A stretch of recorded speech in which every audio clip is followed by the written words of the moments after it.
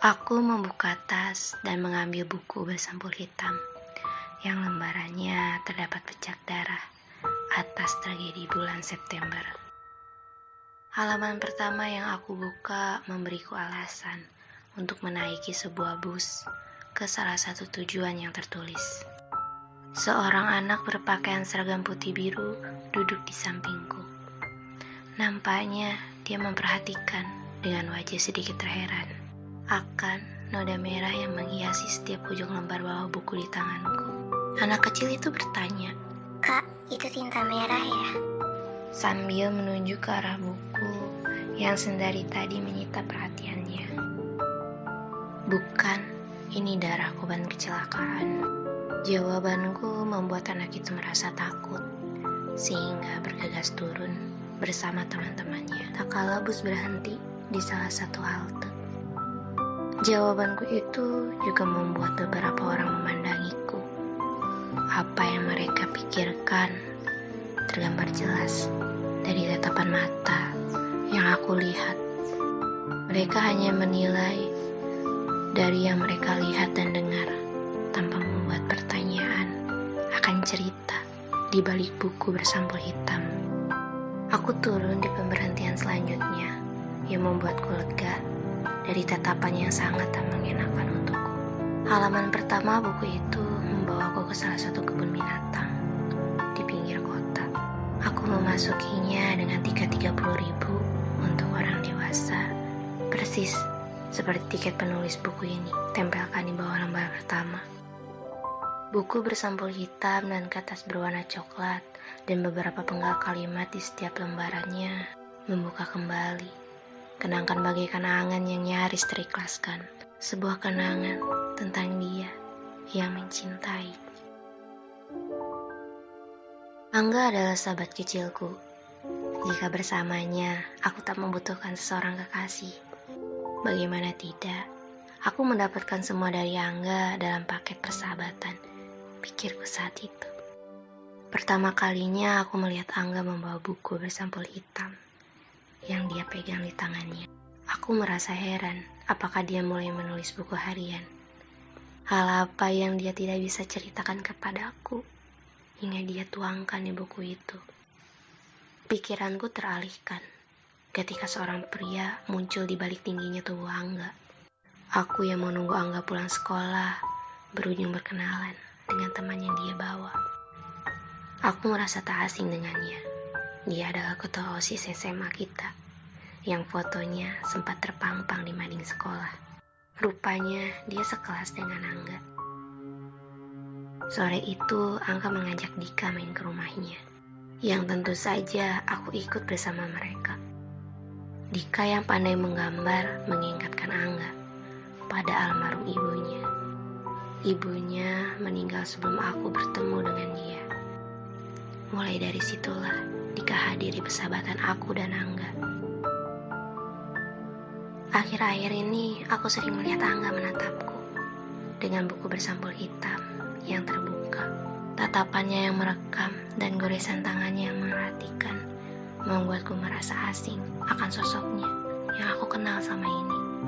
Aku ingin menghampirinya yang sedang terduduk di taman sekolah ketika waktu istirahat tiba. Tapi tiba-tiba sebuah tangan menarikku dari belakang hingga langkahku terhenti dan sosok Dika yang ada di depanku sekarang. "Aku punya 2 tiket, katanya kamu suka. Bisa datang kan?" Ajak Dika dengan tangan yang masih menggenggam. Katanya rasa suka bisa saja datang dari kelebihan seseorang yang kamu lihat. Entah dari parasnya yang tampan, suaranya yang lembut, bahkan prestasinya yang membanggakan. Ini pertama kalinya aku memperhatikan seseorang selain Angga, sahabatku. Apakah perasaan yang merandas dari semua itu akan bertahan lama? Oke, aku akan datang, jawabku dengan senyum seperti biasanya. Angga yang entah sejak kapan berdiri di belakang membuatku terkejut ketika membalikan badan. Dia dengan senyumnya yang menyebalkan sentak membuat jantungku berdegup. Entah sebuah syok belaka, tapi berkepanjangan. Aku mengutuknya dalam hati.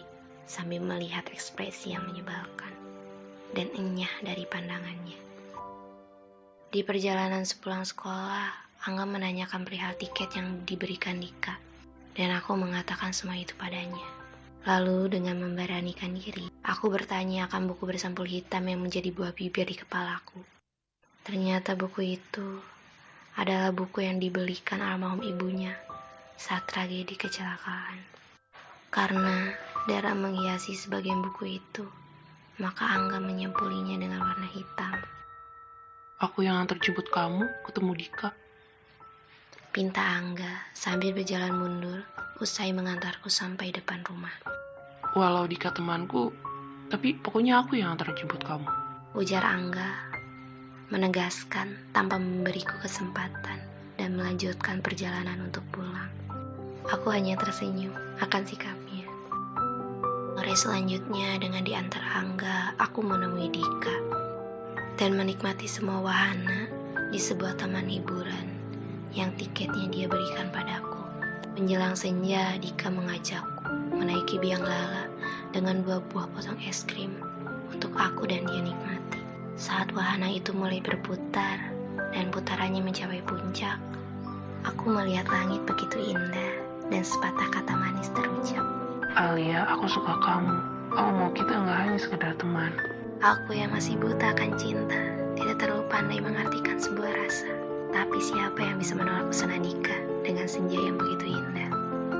Setelah turun dari biang lala, aku melihat Angga menungguku dengan napas yang terengah-engah. Dia segera membawaku dan meminta maaf kepada Dika. Aku bertanya-tanya hingga Angga menghentikan motornya di pinggir jalan. Gak apaan sih ini? Gerutuku dengan kesal akan sikapnya.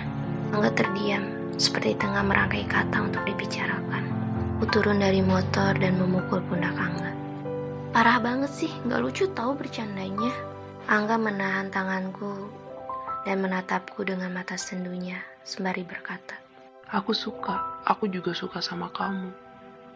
Jalan raya terasa hening dengan kata-kata yang Angga lontarkan. Aku terkejut dengan keadaan dan pikiran yang tak bisa aku artikan kala itu. Aku beranikan diri membalas tatapannya. Lalu persahabatan kita selama ini? Aku tahu nggak boleh ada cinta dalam persahabatan. Tapi aku mau mulai semua ini dengan rasa itu, Hal. Akui Angga kala itu. Aku menghela napas dan memutuskan pergi. Meski Angga berkali-kali menahanku. Aku memilih diam dengan kenyataan yang belum bisa aku hadapi saat itu. Persahabatan ini bagaikan sebuah lelucon yang aku usahakan agar tetap utuh. Usai kejadian itu, setiap aku berpapasan dengan Angga, matanya selalu memperhatikan, seperti banyak kata-kata yang ingin dia ucapkan. Namun aku mengabaikannya lagi dan lagi. Kesalnya dia tak habis-habisnya peduli padaku. Dia tetap selalu ada untukku, bahkan melindungiku. Tak elak ketika seorang menabrakku dan menjatuhkan buku-buku yang aku bawa. Aku masih bingung bagaimana aku bersikap dengan perasaan dia yang aku ketahui. Jarakku dengan Angga menjadi sebuah perang dingin yang semua orang rasakan, tak kecuali Dika yang kini menjadi pacarku. Beberapa kali Dika mencoba membuat aku dan Angga berbicara, namun gagal. Pagi itu Dika memintaku untuk menemuinya dan berbicara di sebuah taman sekolah perihal jarak antara aku dan Angga. Rupanya Dika sudah tahu dari Angga sejak awal. Sebaiknya kamu bicara baik-baik sama Angga. Aku mencoba memahamimu akhir-akhir ini. Jika masalah status dan perasaan... Enggak, enggak mungkin. Aku menyela. Di tengah pembicaraan sewaktu jam pelajaran belum dimulai, semua orang berlari menuju gerbang, dan salah satu dari mereka menghampiriku untuk mengatakan hal yang mengundang kekhawatiran. Angga kecelakaan mobil di depan. Menatap Dika dengan mata memerah dan tangan gemetar menggenggam erat-erat. Kata dalam lembar pertama, Bisakah kamu menemukan yang berharga di sini dengan perasaan yang kupunya? Melihat sekeliling kebun binatang, melihat angga kecil yang dulu berdiri di depanku. Tempat ini menjadi pertama kalinya aku bertemu dia yang mengelurkan tangan saat aku berpisah dari rombongan SD kelas 3. Kita saling memandang dan tumbuh bersama semenjak itu. Tapi mengapa? Mengapa kamu menulis perasaanmu di buku duka, Ga? Tidak masalah. Iya, aku telah menyadari bahwa tidak masalah persahabatan berujung keseriusan. Tidak akan mengurangi persahabatan itu sendiri. Tapi kamu tak memberiku kesempatan kedua. Cintaku kini berduka, Ga? Terseret dalam buku bersampul hitam yang kamu tulis kala itu.